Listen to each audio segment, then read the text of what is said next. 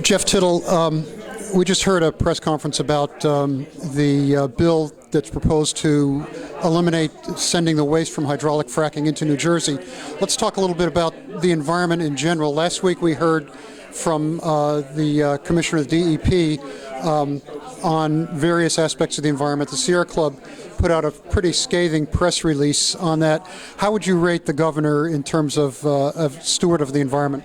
Worse than an absolute failure, I would say. If you gave him a D, it would have to be for dangerous, because he's trying to dismantle 40 years of environmental protections. And these are things that have been bipartisan in the state, whether it's the passage of the Highlands Act that actually had support of more than half the Republican legislators in the Highlands and more than 40% of the towns, or everything from, or cleaning up Barnegat Bay, where he does PR stunts about people picking up trash while he's weakening the regulations that actually protect the bay from pollution from stormwater and from development. This is an administration that cares more about what David Koch thinks than what the people of New Jersey thinks. The people of New Jersey have had a long history of supporting environmental progress. New Jersey was the first state to pass more than dozens of legislation, landmark bills, from the Spill Act back in the 70s and the Pinelands Act up through our Progressive Energy Master Plan that called for 30% renewable energy by 2020. And so we see an administration that doesn't really care about jobs. It only cares about its national politics, because many of these rules that they're trying to weaken or try to get rid of actually hurts our economy. And I know as an environmentalist we're supposed to just talk about the environment and natural resources, but when you weaken protections along our coast and for Barnegat Bay, you're talking about impacting a $38 billion a year tourism industry. When you talk about weakening protections in the Highlands, you're also talking about weakening protections for all the businesses in New Jersey that need clean water from the Highlands, whether it's Johnson & Johnson or Budweiser or Goya Foods or Manischewitz Matzahs or Merck. And so it actually is an attack on businesses as well. When you look at his budget, they're rating fees that you would go out and help businesses, the $200 million from the Clean Energy Fund that helps build renewable energy and helps make homes more energy efficient. Those are jobs. And so it's not about jobs, it's about a right-wing ideology where the environment is sacrificed to the governor's national political ambitions.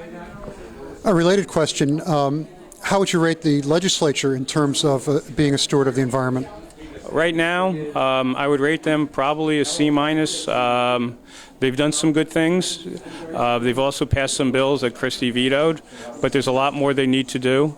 In fact, they need to actually have an environmental agenda that stands up to this governor versus just raising the issues. For instance, at the budget hearing, they talked about the raids on the environmental programs, but they didn't talk about putting that money back in, so there wouldn't be tax cuts for millionaires. They passed the water quality planning bill that the administration wanted that rolled back protections on water in New Jersey. We're fighting some of the Democrats now on permit extension that would make the Highlands planning area a growth area. So we've got a lot of work to do with the legislature. Unfortunately, the only thing green in this building is the money that comes from special interests. One of the bills that the legislature is looking at now is ways to boost the price of solar energy credits. Where does that stand, and what needs to be done there? It's going to be up for hearing on Thursday in the Senate Environment Committee, and hopefully soon, or pretty soon in the Assembly.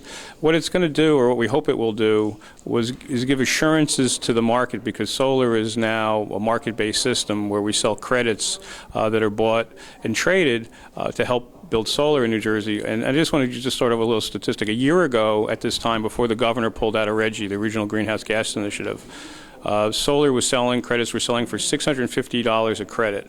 Now that he pulled out, now that he weakened the Energy Master Plan and then cut back in so many other programs like the Clean Energy Funds, solar credits are now selling for under $100. So he's crashed the market. And so the purpose of this bill is to really allow for three things.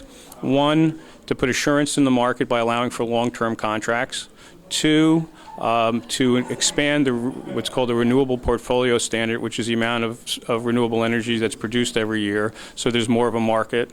And three, to come up with some other programs like advanced net metering to allow for solar farms and community solar so that we could help promote more solar in New Jersey.